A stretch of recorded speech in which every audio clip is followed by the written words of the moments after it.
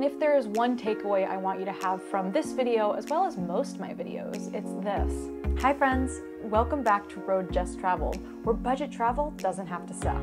If you'd like more tips on how to travel more for less, I post new videos every Sunday, so be sure to subscribe so that you don't miss anything. Today we are talking about Skyscanner. I'm going to go into what it is, how it works, the benefits and drawbacks of using it, as well as my overall thoughts. All right, let's jump right in. Skyscanner basically scrubs the entire internet for the best flight prices. They also have a fun search everywhere feature where you put in the dates that you want to travel and where you are leaving from, and it'll tell you the cheapest places anywhere. So if you're feeling spontaneous, you could just put in search everywhere and be like, let's go to Denver because it's the cheapest right now. The cool thing about Skyscanner is you can view your options in a list like a normal online travel agent website, but you can also view it in a map mode, which can help you kind of decide where you want to take your trip. The map mode feature is a really great option if you're a visual person, like me.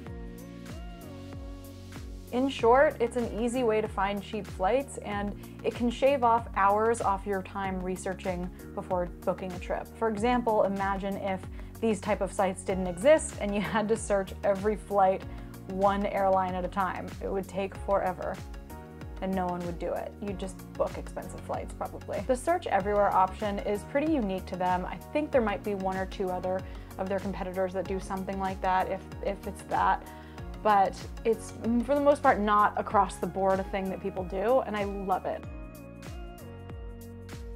Extra fees might apply, as in the airlines themselves might charge you extra fees once you get to the airport.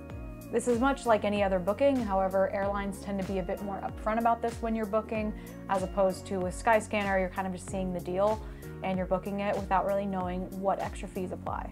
So just because you're saving money on Skyscanner doesn't mean the airline won't upcharge you. So before booking, read a little bit on the airline to understand if there are extra fees associated with, getting water on the flight. Yes, some airlines charge you for water on the flight, as well as checked bag fees, carry-on fees.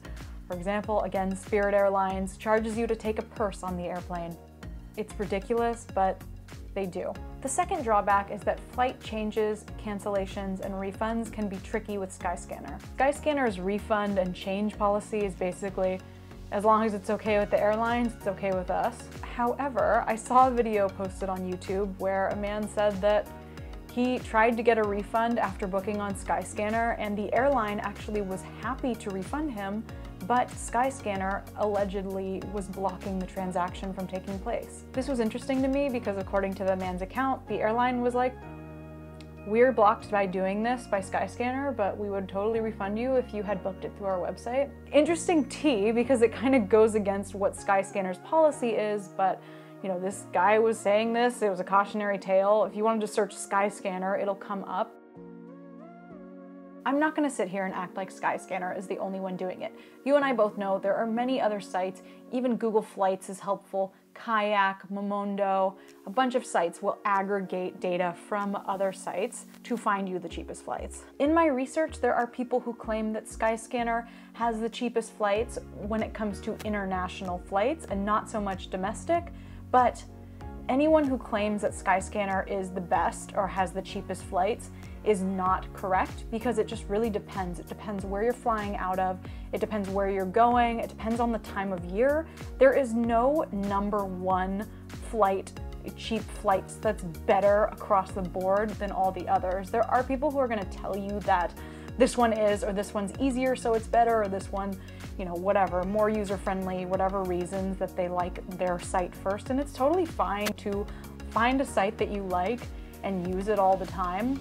But what makes a savvy traveler is someone who picks a few and isn't just loyal to one, because being loyal to one of these sites is like being loyal to an airline, where if you just search the site, it might be easier, you got one place to go, whatever, but it's not going to yield the best results, the same results as you would if you were checking a variety of sites. The more research you do, the closer you are to finding the cheapest flights. Now, I'm not saying if you're going on a trip to go on every single website and search the price, because after a certain point, if you find any variations, they're going to be minimal, and the time it takes for you to do all that is not worth saving $5, or maybe they'll even be the same price.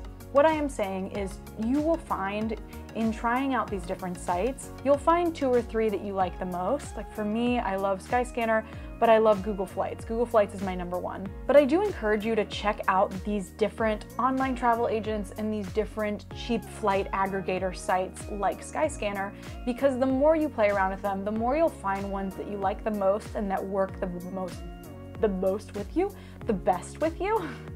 And as you find maybe 2 or 3 that you really like, you can cycle between those when you're searching for flights and find really good rates easily. So while one of my goals is to educate you on what Skyscanner is so you can use it, my real goal is to empower you to really easily figure out your research strategy and how it's best for you to research flights, so that it's not something that's like, I have to research this and find the cheapest flight. It's something where you're like, bam, check on Google Flights, bam, check on Skyscanner. This is the cheapest one I found of the 2.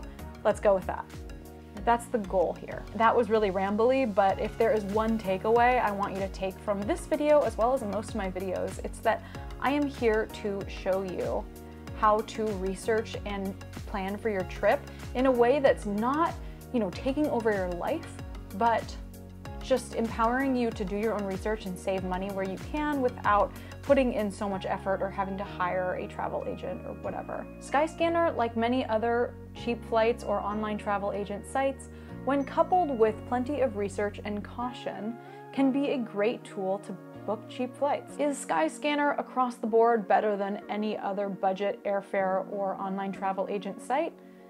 No, I don't think so. I think it really depends on a lot of factors, but it doesn't hurt to factor in 2 or 3 different budget airfare or online travel agent sites that you cycle through when you're researching flights to make sure that you find the cheapest prices available. You already know that I think Skyscanner's search everywhere function is really fun for the spontaneous and kind of traveler that wants something different.